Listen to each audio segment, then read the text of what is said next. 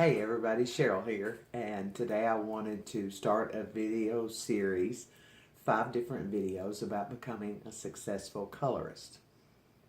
Now, there are 5 things that are essential to becoming a successful colorist. One is the color theory, one is the level system, then there's formulation, application, and client communication.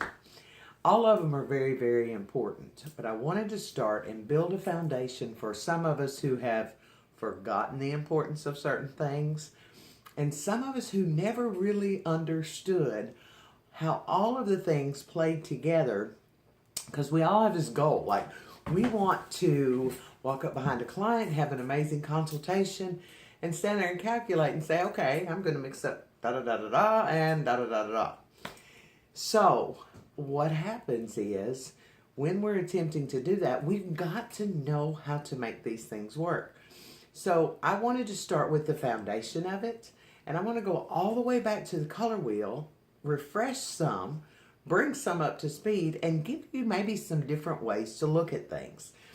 Because as a friend of mine, Todd Kane, says, if I give you a formulation, you can color one head of hair. If I teach you to formulate, you can color anybody's. But you have to have all of these elements to make it work. So what I did was I created a chart, the color wheel. We all learned that in beauty school. Raw, yay, okay? So, and if you're thinking, well, I already know the color wheel, stay with me, because I want to bring some things to light that maybe you haven't thought of. And when they come to light, maybe you think in terms of, oh, that's what happened when that color went wrong. Or even better, when that color went right. And I was like, oh, that's how that happened. Okay, so we have 3 primary colors. God gave us 3 colors. That's it. 1, 2, 3. Blue, red, and yellow. Period. We refer to those as the primary colors. Now, and I've got them underlined with 1 line. And then if we mix equal parts of 2 primaries, we create the secondary. And that would be the violet, the green, and the orange. 2 equal parts of blue and red create violet. Equal parts of red and orange, red and yellow create orange. And equal parts of yellow and blue create green. So, that said, then we have the tertiary colors, which I, as an individual and a stylist, didn't pay a lot of attention to early on. To be honest with you, for many, many years. Because if I mix equal parts of blue and violet, I create blue-violet. And then if I mix equal parts of red and violet, red-violet. Red and yellow, or red and orange, red-orange. Yellow and orange, yellow-orange. Green and yellow, yellow-green, and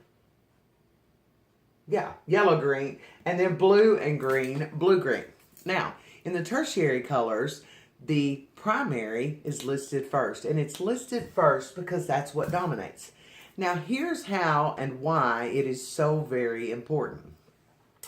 If a client comes in and she has too much red in her hair, I think we all know, just as a matter of habit, that it is going to be neutralized by green. Okay? Or if she's got too much green in her hair, it'll be neutralized by red. If she has too much violet in her hair, I can erase some of that with yellow. And the same thing with blue and orange.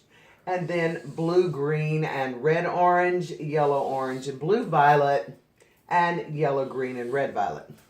Now, if I mix equal parts of blue, yellow, and red, I create a neutral. And neutral is going to set right there in the middle of our color wheel. It doesn't just create a neutral. When it cancels it, it also creates a neutral. Blue cancels orange. Orange is half red, half yellow. Red, yellow, blue creates neutral. So, the reason why it's so important to keep something of this nature handy is because when we're formulating color, and we have to trust our eyes. We have to trust our eyes, not just what the client is saying, but what we're seeing. Because she says there's too much red. If it's not red, like the letters on this chart, then maybe it is red-orange. And then if I go and I put something green on it, it's not going to create balance. So if I want to neutralize a red-orange, I need something with a blue-green, okay? So sometimes we tend to hang on words and we don't use our eyes. Your very best tool as a colorist is your eyes. So revisit the color wheel and understand the importance of all 12 colors and anything quote unquote in between. When I'm formulating a color and I step back and I think about it, I have to know this, and then I have to know the natural underlying pigment. That's going to be part of the next one when we go into the levels. But I wanted you to visit the color wheel with a fresh eye and understand that every single part of it makes a difference, and that neutral is created with red, yellow, and blue. But what if I've got a little bit more blue? Then it becomes more of a cool neutral. If I've got a little bit more red or yellow, then it becomes more of a warm neutral. So understanding what I'm working with is absolutely the very first step to becoming a successful colorist. Because color is nothing more than a reflection of light. If there is no light, there is no color. Go into a room in your house, turn out all the lights and shut the door, and tell me how much color you see. You won't see any because there's no reflection of light. So that's what we're working with, that's what we're using, and that's what we're doing. So hang tight. The next video will be about the level system. Doesn't matter what color line you're using. This is rules. These are like non-negotiables. These rules don't change. That's the rules of chemistry. That's the rules of what we work with. And we want to understand that to become a successful colorist. Okay?